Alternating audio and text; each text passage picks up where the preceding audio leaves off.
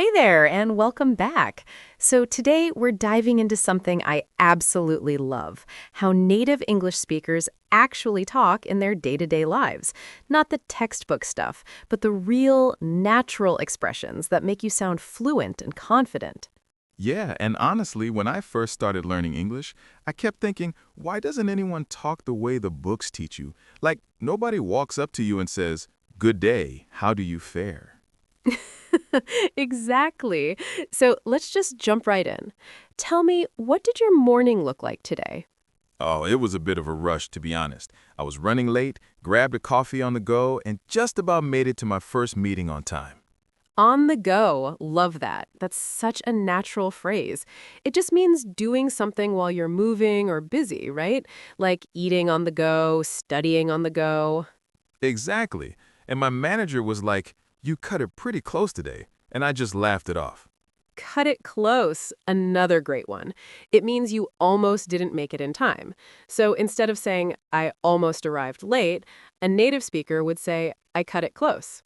It just rolls off the tongue so much more naturally, doesn't it? It really does. Now, what about when you're catching up with friends? What kind of expressions come up? Oh, loads. Like someone will say, "What have you been up to?" instead of "What have you been doing?" or "Long time no see" when you haven't seen someone in a while. And those phrases matter so much in the IELTS speaking test, too, because the examiner is literally listening for natural language use. If you say, what have you been up to, in part one, response when describing how you talk to friends, that immediately sounds authentic. Right, and I think a lot of test takers are afraid to use casual expressions because they think it sounds too informal for an academic test. That's such a common misconception.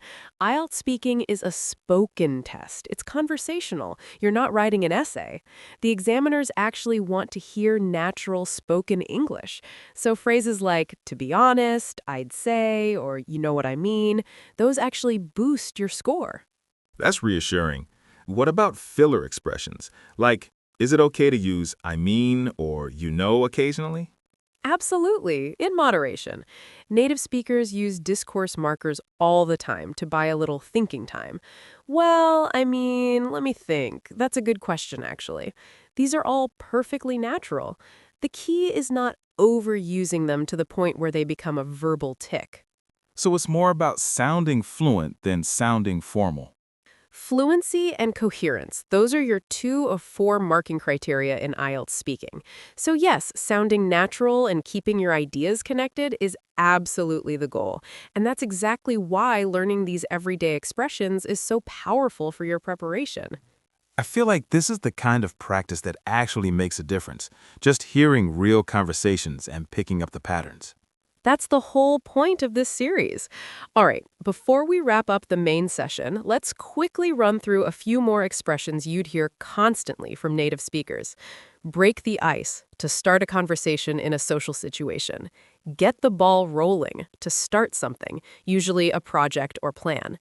Hang in there, to encourage someone going through a tough time. And you can literally drop these into IELTS Part 2 when you're telling a story or describing a situation. Exactly. Okay, now for our post-session breakdown. Let me walk you through the key language we used today.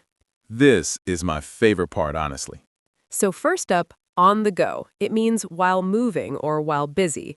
You can use it like, I usually listen to podcasts on the go. Very natural in IELTS Part 1 when talking about daily routines. Next, cut it close, to barely make a deadline or arrive just in time. Example, I cut it close with my assignment submission last semester.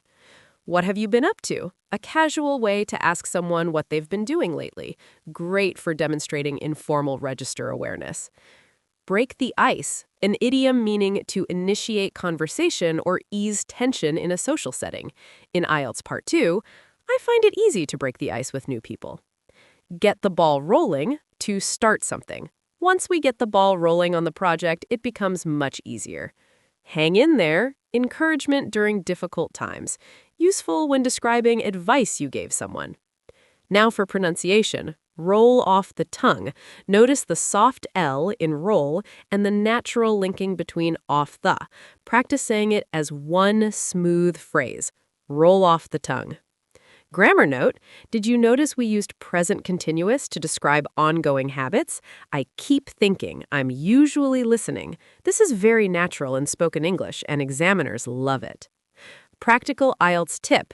In part 1, when asked about your daily life, weave in at least 2 of these expressions naturally. Don't force them.